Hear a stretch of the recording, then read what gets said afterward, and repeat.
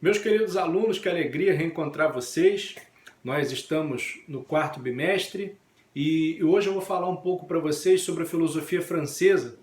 O tema da aula de hoje é o filósofo francês Jean-Paul Sartre e a sua filosofia existencialista. É importante esclarecer que Sartre não é o único filósofo existencialista, existem outros, mas ele sem dúvida é o mais famoso. Foi o filósofo existencialista que mais se destacou. E é um filósofo recente, viveu no século XX, morreu em 1980. Então é um filósofo assim, bem próximo da gente. Eu vou falar um pouquinho assim, dos pontos específicos da filosofia de Sartre, mas vou ficar alternando também com princípios gerais do existencialismo, para vocês entenderem quais são as bases conceituais e filosóficas dessa corrente de pensamento que foi tão marcante no século XX. Por que existencialismo? Vamos começar com esse tópico. Existencialismo significa, na prática, um contraponto, uma oposição ao essencialismo. Sartre explica o seguinte, que a filosofia antiga, por exemplo, com Platão, partia do princípio que existe uma essência humana e que os indivíduos concretos, eles existem depois dessa essência e são cópias dessa essência. Quando a gente chega na filosofia cristã, existe essa mesma ideia essencialista, de que a essência existe antes da existência individual. Por quê? Porque Deus é o nosso autor. Então, a filosofia medieval, por exemplo, ela tem a ideia de que Deus é o autor do homem, e se Deus cria o homem segundo um modelo, segundo um projeto.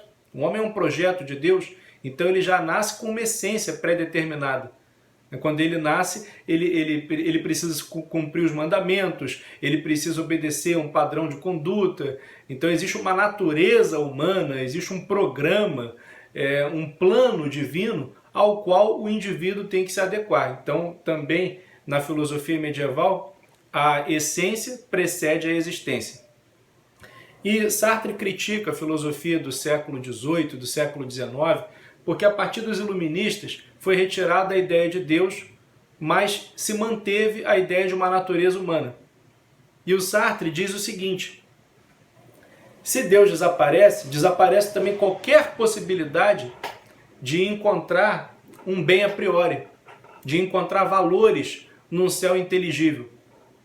Não está escrito em lugar nenhum o que nós devemos fazer, o que é certo, o que é errado. Não há nenhuma consciência infinita para poder pensar esses padrões, para poder pensar esses imperativos que pesam sobre a vida humana.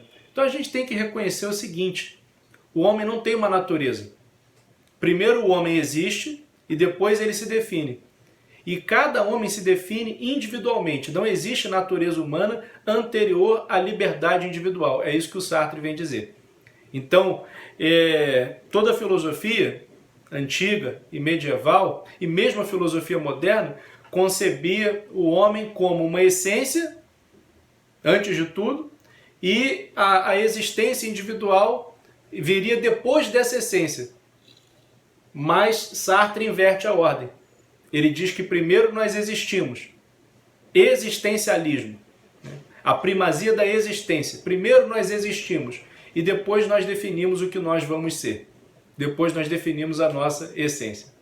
E aí ele chega à conclusão de que o ser humano é condenado à liberdade. O ser humano é radicalmente livre. E ele não tem a opção de não ser livre. Ele é condenado no sentido de que ele não escolheu nascer. Nenhum de nós escolheu nascer. Nós nascemos por um acaso. Mas ele é livre no sentido de que o acaso se define justamente pela ausência de um programa, pela ausência de uma ordem pré-existente. Então, nós somos jogados na existência, e uma vez que nós somos jogados na existência, então nós definimos qual vai ser a nossa natureza. Por isso, nós somos condenados a ser livres. A liberdade é inescapável. Nós não temos como não ser livres. Só que a liberdade significa o seguinte: tudo que nós fizermos é responsabilidade nossa. E aí é que vem o problema. porque se é responsabilidade nossa, então eu preciso assumir essa responsabilidade. Mas muitas vezes nós não queremos assumir a responsabilidade pela nossa vida, pelas nossas escolhas. A gente prefere colocar isso na conta de algum determinismo. Ah, foi o destino que escolheu isso, foi Deus que escolheu isso, foi a natureza que fez assim. E Sartre diz que isso é má fé. Ele chama, é um conceito da filosofia dele, má fé. Má fé é quando o homem foge da responsabilidade pelo que ele faz e pelo que ele é. É quando o homem acredita que existe alguma coisa que o determina. E isso é uma ilusão, porque na verdade tudo que ele faz é escolha dele. O Sartre tem uma frase muito famosa da sua filosofia que diz assim: não importa o que fizeram com você, importa o que você faz depois do que fizeram com você. Então você pode sofrer qualquer tipo de coisa, você pode sofrer influência da sua época, você pode sofrer influência da sua cultura, pode sofrer influência da sociedade, mas nada te determina. Você é o que você é porque você escolheu isso, porque você quis ser assim. Um traço fundamental do existencialismo é a questão da angústia. Porque o homem é um ser de possibilidades, e essa possibilidade gera angústia, porque o homem é um ser finito também, não é um ser eterno. Não existe vida eterna. Os existencialistas, de um modo geral, são ateus. Sartre, por exemplo, é radicalmente ateu. Há, assim, um ou outro, por exemplo, Gabriel Marcel, um ou outro filósofo que tentou fazer um existencialismo cristão. Mas, de um modo geral, os existencialistas são ateus. E aí, quando você parte desse princípio, né, do ateísmo, você vê justamente que não existe para o homem, então,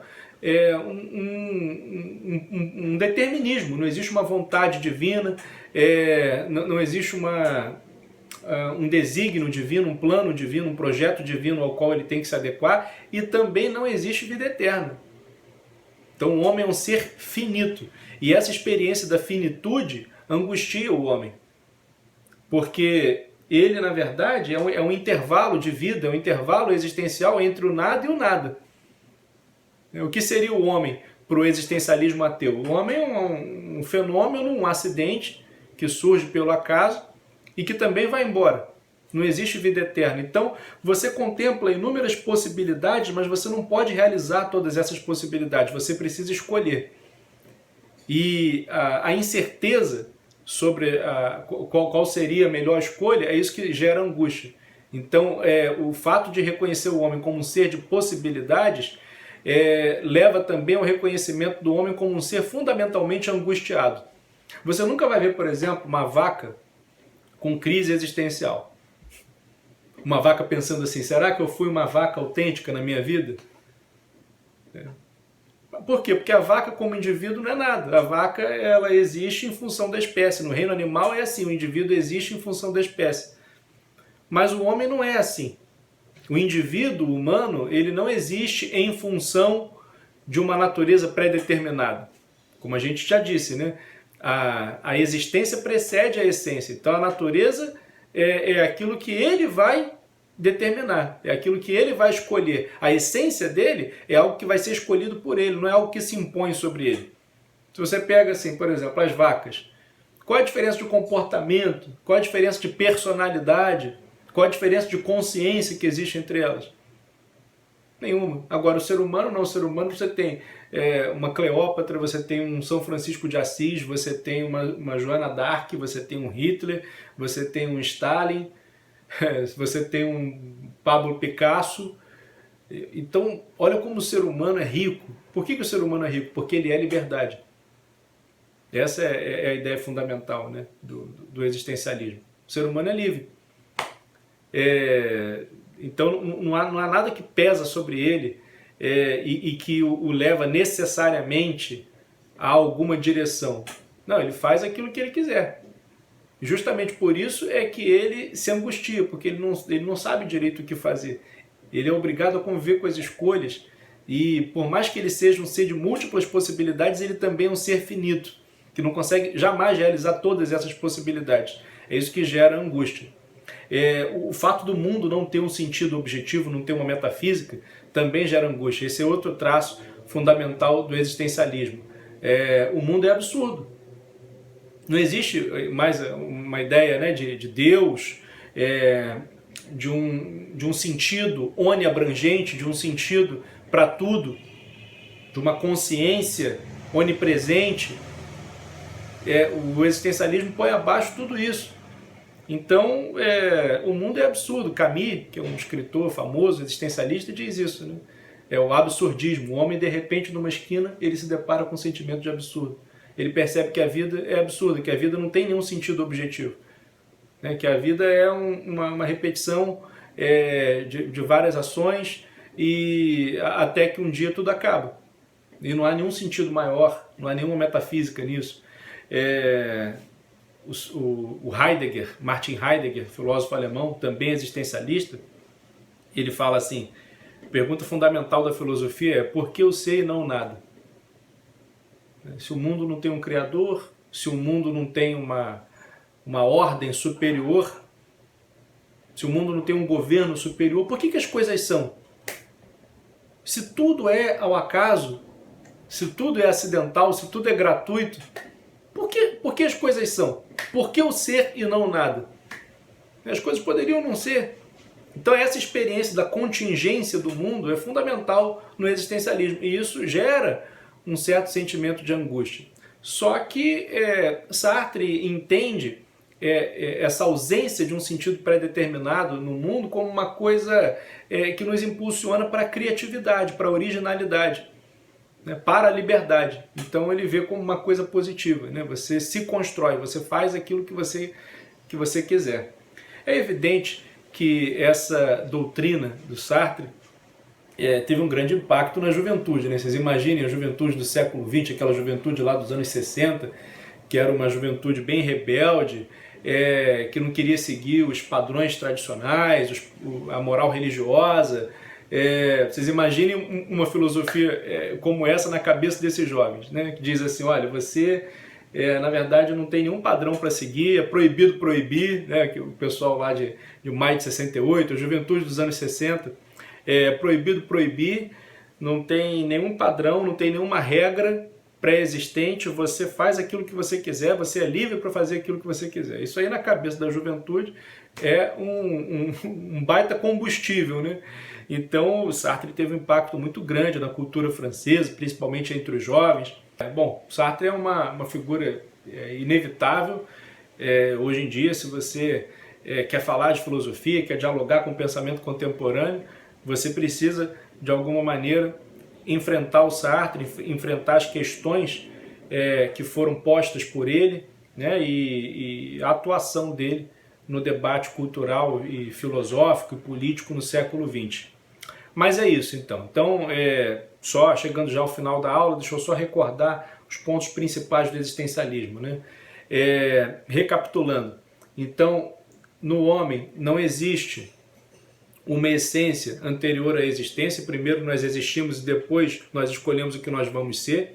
Então, por isso, existencialismo, a primazia da existência, né? A existência precede a essência no homem, por isso o homem é liberdade, por isso qualquer tentativa de colocar responsabilidade pelo que ocorre ao homem em outras coisas que não o próprio homem, isso é má fé, segundo Sartre, e pelo fato do homem ser um ser de possibilidades, mas também não conseguir realizar todas as múltiplas possibilidades que ele tem, ele acaba sendo um ser angustiado. Então a angústia, ela vem da possibilidade, né? A possibilidade é a fonte de toda angústia. Mas também, por outro lado, o homem é um ser livre. Então ele tem a capacidade de ser aquilo que ele quiser ser, mas ele precisa ter a responsabilidade de assumir sempre as suas escolhas, né? Bom, basicamente isso que diz a filosofia existencialista. Eu vou deixar para vocês aí alguns exercícios e na semana que vem eu volto então para poder corrigi-los. Valeu, galera. Grande abraço.